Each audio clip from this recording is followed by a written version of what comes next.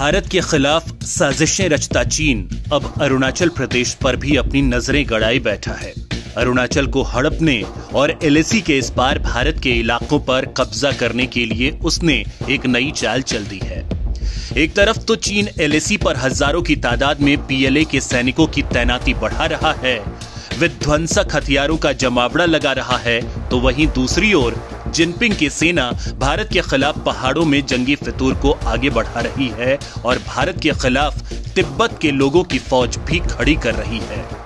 इसके लिए बाकायदा उसने तिब्बतियों को पीएलए में भर्ती करके सरकारी नौकरी, अच्छी तनख्वाह और उज्जवल भविष्य का सब्ज बाग दिखाया है, लेकिन हकीकत इससे कोसों दूर है। चीन अपनी ये साजिश चुम्बी घाटी में अंजाम दे रहा है।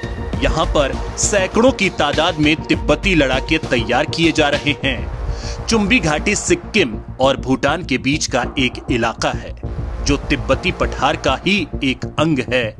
ये इलाका हाई अल्टीट्यूड रीजन और बेहद विषम परिस्थितियों में पड़ने के कारण चीन की साजिश अंजाम देने के लिए बेहद मुफीद है, क्योंकि भारतीय सैनिकों के सामने पूर्वी लद्दाख इलाके में चीनी सैनिक नहीं टिक पा रहे हैं।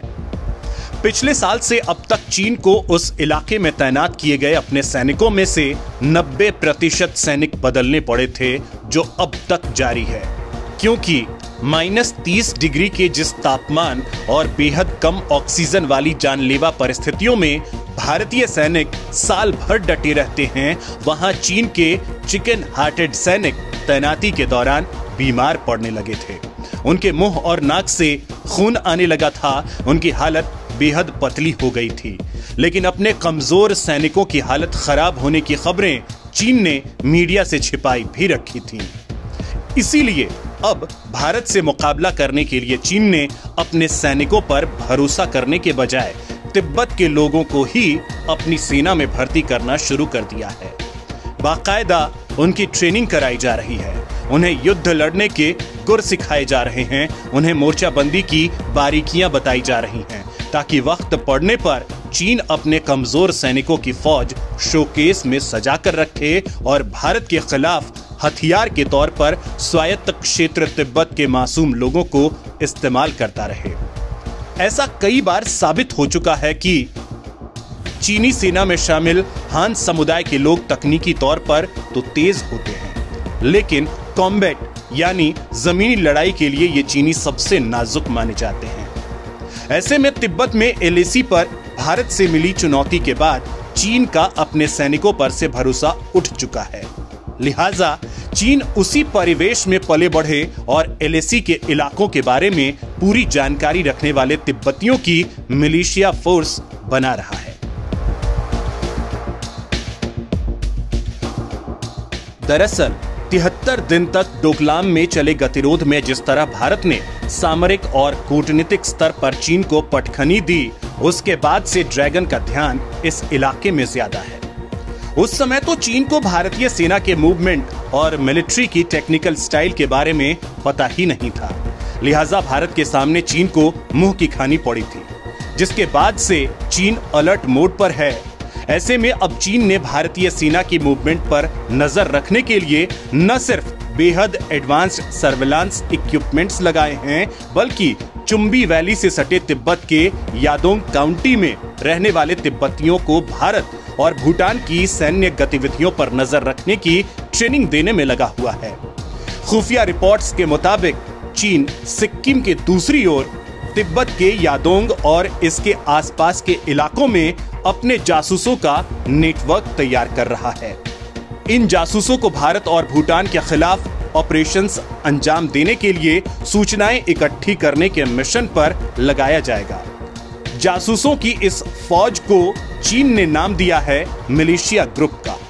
चीन यहाँ के स्थानीय लोगों को उनकी बेहतरी के लिए काम करने का दिखावा करके तिब्बतियों को भारत के खिलाफ हथियार के तौर पर इस्तेमाल कर रहा है। मिलिशिया ग्रुप में गांव के बेरोजगार युवाओं को नौकरी का झांसा देकर शामिल किया जा रहा है। ह्यूमन इंटेलिजेंस इकट्ठा करने के लिए बने इस ग्रुप की तैनाती उन बॉर्डर इलाकों में की जाएगी जहां से व्यापार होता है। इसके अलावा भारतीय सीमा के साथ साथ बने मॉडल गांवों में भी चीन मिलिशिया ग्रुप की टुकड़ियां तैनात करेगा, ताकि भारत की सेना के हर कदम पर चीन सीधे नजर रख सके। साथ ही साथ चीन ने बाकायदा स्पेशल तिब्बत आर्मी यूनिट तैयार की है। इसका नाम रखा गया है मिमांग चेटोन। तिब्बती भाषा में इसका मतलब है पब्लिक के लिए। मीडिया रिपोर्ट्स की माने तो 100 तिब्बती फाइटर्स के 2 बैच चीन ने फिलहाल तैयार किए हैं। पहले बैच को अरुणाचल की ओर 11,000 फीट और लद्दाख में काराकोरम के करीब 18,000 फीट की ऊंचाई पर लगाया गया है। ये इलाका रणनीतिक लिहाज से अहम चुंबी वैली के युतुंग, चीमा, रिंचेंगंग, पीबी थांग और फारी को कवर करता है। दूसरे बैच की ट्रेनिंग जारी है। ट्रेनिंग पूरी होने के बाद इन्हें भी भारत के खिलाफ सरहदों पर तैनात किया जाएगा। तिब्बतियों में उनके लामा को लेकर बेहद आस्था होती है। चीन ने तिब्बतियों के इसी सेंटिमेंट्स का भी फायदा उठाया है। इसके लिए चीन ने जिन तिब्बती लड़ाकों की ट्रेनिंग पूरी करा दी है, उन्हें बौद्ध धर्म गुरु का आशीर्वाद लेने के लिए भी ले जाया गया। ऐसा पहली बार हुआ है कि चीन ने बौद्ध धर्म गुरुओं को ऐसा सम्मान दिया हो, लेकिन चीन भारत के खिलाफ किसी भी हद तक गिरने की क्रम में इस तरह के हथकंडे भी अपनाने से गुरेज नहीं कर रहा है। आपको जानकर ताज्जुब नहीं होगा कि चीन ये फौज भारत की नकल करके बना रहा है। दुनिया भर में चीजों की नकल करने के लिए कुख्यात चीन सामरिक मोर्चे पर भी कॉपी कैट ही साबित हुआ है।